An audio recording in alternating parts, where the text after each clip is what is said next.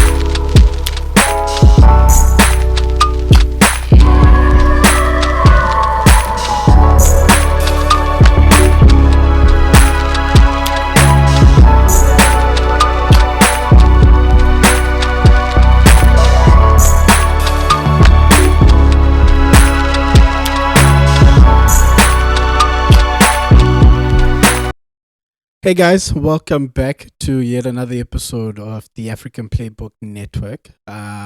We've just come out of the first season of the My Story, My Own Words podcast series, and we've been very fortunate to have some amazing guests who have shared some really inspiring stories. And a lot of the times, you guys would have picked up, I took a lot of notes. I learned a lot of lessons myself, and I do want to take this time to share some of the lessons that we've had the pleasure of hearing from the people, directly from the athletes, the administrators, the sponsorship managers, the former players that we've spoken to. And so this episode is pretty much more about that, more about sharing with you guys some of the lessons I've personally taken out of this. But please do feel free to leave your comments down below in the comment section. Let us know what you have picked up from the episodes. But in this particular episode, I am going to be speaking to, or on the point of the athletes, trying to develop a career within the playing side of sport. And I think one of the first lessons that I picked up was definitely it is very important for one to have a backup plan. If you want to play sports professionally, one of the most important things that you can do for yourself, and doing it at a very young age, is ensuring that you start to develop a backup plan. We've heard a lot of people on the podcast say it, and the importance of it. And I think we're very fortunate in this country to have the varsity sports program, which works wonders. I mean, you look at your Banyana, you look at your Proteas, you look at the Springboks, a lot of those teams, and a lot of the provincial sides as well, do take a lot of their players from the varsity cup and the varsity sports setup. So I think as a country, we're very fortunate to have that. Well, like I said, not everybody's got the opportunity to maybe perhaps go to school and study while you're still playing. I certainly think that would have been one, because I think we all need some sort of a safety net. If things don't go, plan A doesn't work, you need a plan B. Yeah.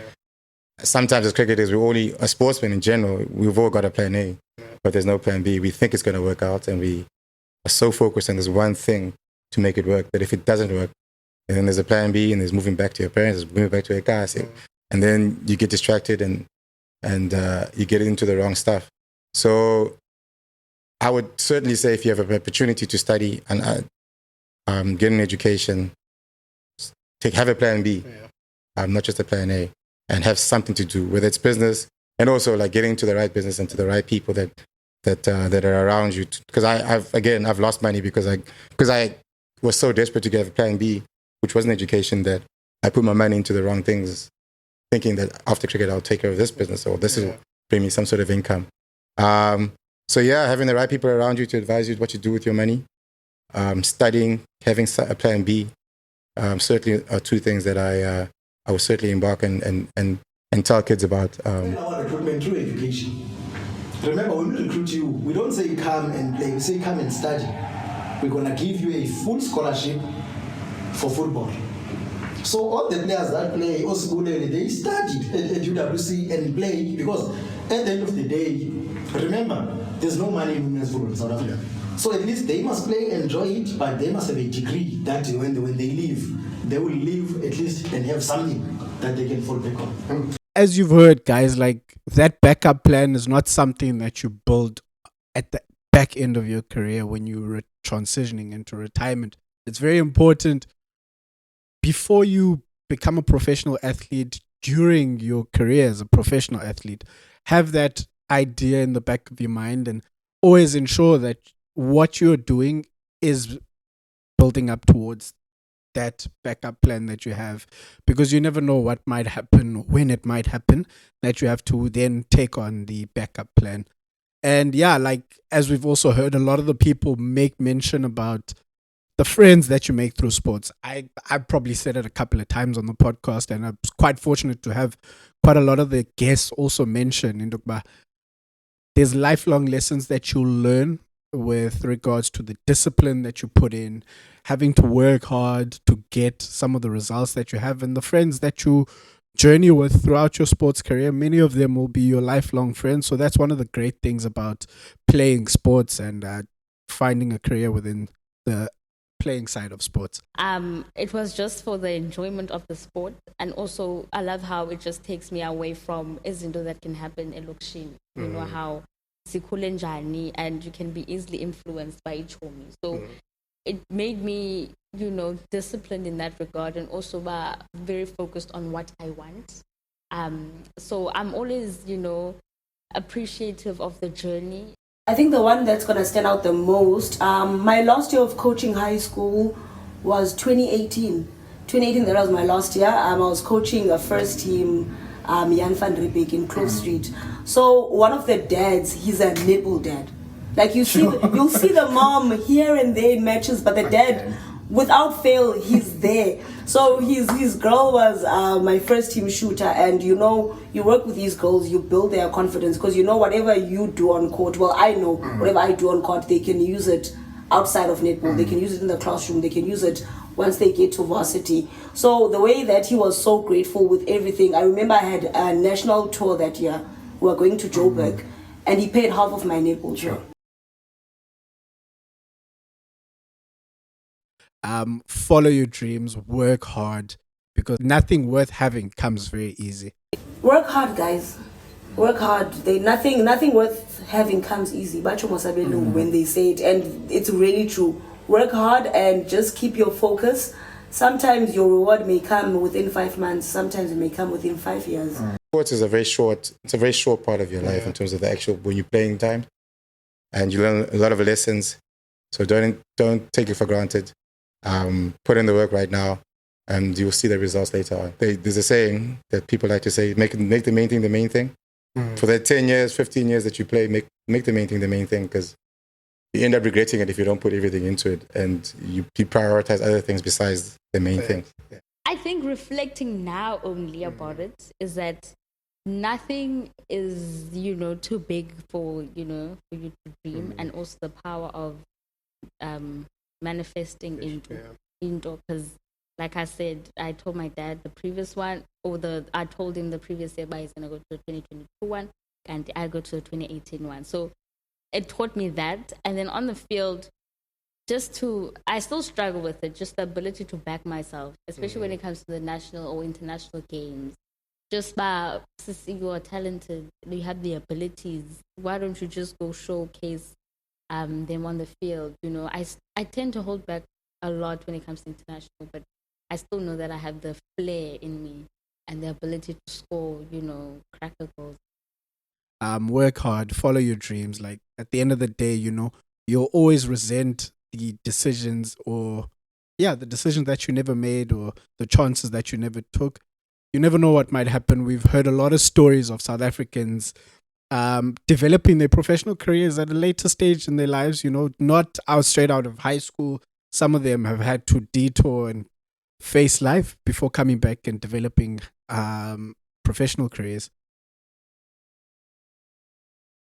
A model that I made mention of in the first episode with Bongi is something that I feel each and every one of the guests has touched on, and that's the model of a child's experience within sport at a younger age will have a great impact on their long-term involvement in sport. Yes, I grew up playing soccer, but for me it was never about really playing.